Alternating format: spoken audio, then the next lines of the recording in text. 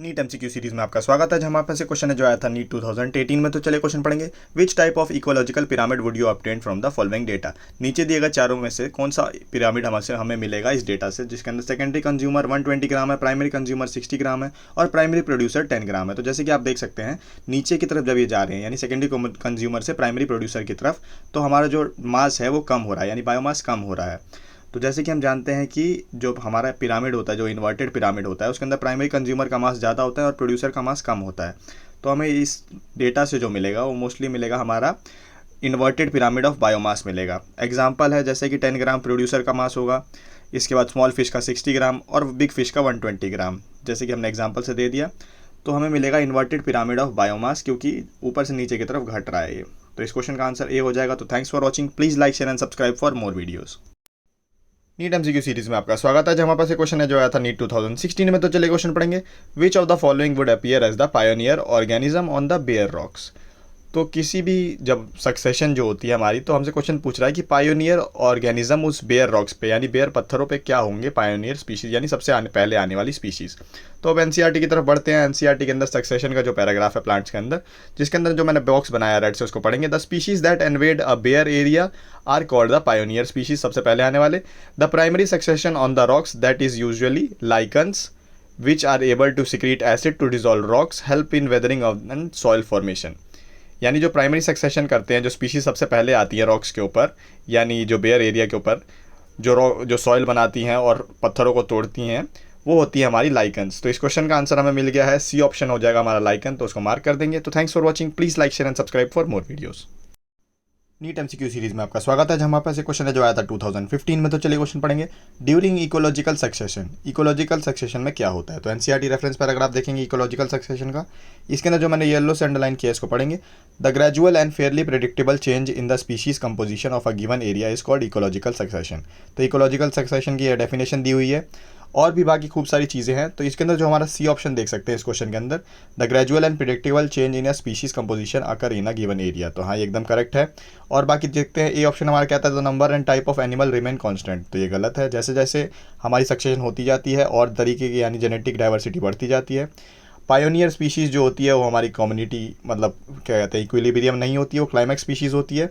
और आखिरी में क्या है, the establishment of new biotic community is very fast in primary phase. तो नहीं, बहुत धीरे धीरे होता है। तो इस क्वेश्चन का जो हमारा आंसर हो जाएगा वो हमारा सी हो जाएगा, क्योंकि डायरेक्ट एनसीईआरटी के रेफरेंस पैराग्राफ से है। तो thanks for watching, please like share and subscribe for more videos.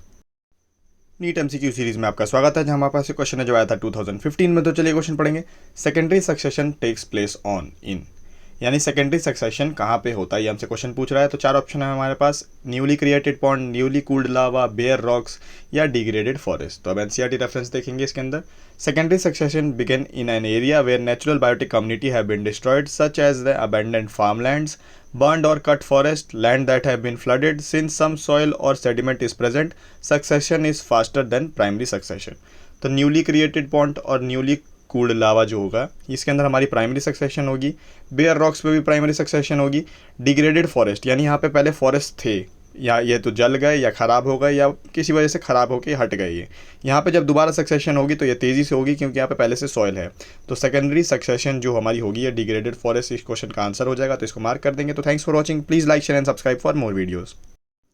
NEET MCQ series में आपका स्वागत है। जहाँ हमारे पास क्वेश्चन है जो आया था नीट 2013 में। तो चलिए क्वेश्चन पढ़ेंगे। क्वेश्चन हमसे पूछ रहा है natural reservoir of phosphorus is.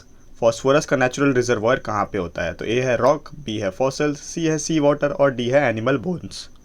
तो अब एनसीईआरटी रेफरेंस देखेंगे। ये है इकोसिस्टम फॉस्फोरस साइकिल।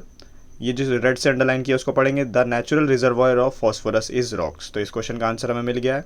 ये नीचे मैंने फॉस्फोरस साइकिल भी दी हुई है जो स्टार्ट होती है हमारी रॉक मिनरल से, यानी नेचुरल रिजर्वायर फॉस्फोरस का क्या हो गया, वो हो गया हमारे रॉक्स। तो ये ऑप्शन हमारा रॉक्स है, उसको मार्क कर देंगे। तो thanks for watching, please like share and subscribe for more videos. NEET MCQ series में आपका स्वागत है। जहाँ हमारे पास क्वेश्चन है जो आया था 2014 में। तो चलिए क्वेश्चन पढ़ेंगे। Given below is a simplified model of phosphorus cycle in a terrestrial ecosystem with 4 blanks A and 2 D. Identify the blanks। Phosphorus cycle दी हुई है, 4 ब्लैंक्स हैं A B C D और पूछा गया है चारों की जगह क्या आता है। तो एनसीईआरटी से मैंने डायरेक्ट आपके लिए फॉस्फोरस साइकिल यहाँ सामने कर दी है। अब देखते हैं कि फॉस्फोरस साइकिल में A पे आता है हमारा डेट्रिटस, B पे आता है हमारा रॉक मिनरल्स, C के ऊपर आता है हमारा प्रोड्यूसर्स और D के ऊपर आता है हमारा लिटर फॉल। तो ऐसा कौन सा ऑप्शन है हमारा, हमारा सी ऑप्शन जो है इस चीज़ से मैच कर रहा है, जो सारे को करेक्टली फिल कर रहा है, तो सी को मार्क कर देंगे। तो thanks for watching, please like share and subscribe for more videos. NEET MCQ series में आपका स्वागत है। जहाँ हमारे पास एक क्वेश्चन है जो आया था 2015 में। तो चलिए क्वेश्चन पढ़ेंगे। In which of the following both pair have correct combination. नीचे दिए गए कौन से के अंदर करेक्ट कॉम्बिनेशन दोनों पेयर का है, गैसियस न्यूट्रिएंट साइकिल और सेडिमेंट्री न्यूट्रिएंट साइकिल का। तो अब एनसीईआरटी रेफरेंस देखेंगे कि दोनों साइकिल्स के अंदर गैसियस न्यूट्रिएंट साइकिल और सेडिमेंट्री न्यूट्रिएंट साइकिल्स में कौन कौन सी चीज़ें आती हैं। तो सबसे पहले न्यूट्रिएंट साइकिल गैसियस टाइप की होती है हमारी नाइट्रोजन और कार्बन साइकिल, जो एटमॉस्फेयर के अंदर पाई जाती हैं। और सेडिमेंट्री साइकिल के अंदर आती है सल्फर और फॉस्फोरस साइकिल, जिनका रिजर्वॉयर होता है हमारा अर्थ क्रस्ट। तो देखते हैं गैसियस साइकिल के अंदर कार्बन और नाइट्रोजन, और सेडिमेंट्री न्यूट्रिएंट साइकिल के अंदर सल्फर और फॉस्फोरस कौन से ऑप्शन में है। तो हमारा सी ऑप्शन ऐसा मेरे को दिखाई दे रहा है, जिसके अंदर गैसियस साइकिल के अंदर कार्बन एंड नाइट्रोजन है और सेडिमेंट्री साइकिल के अंदर नाइट्रोजन फॉस्फोरस एंड सल्फर है। तो सी को मार्क कर देंगे। तो thanks for watching, please like share and subscribe for more videos.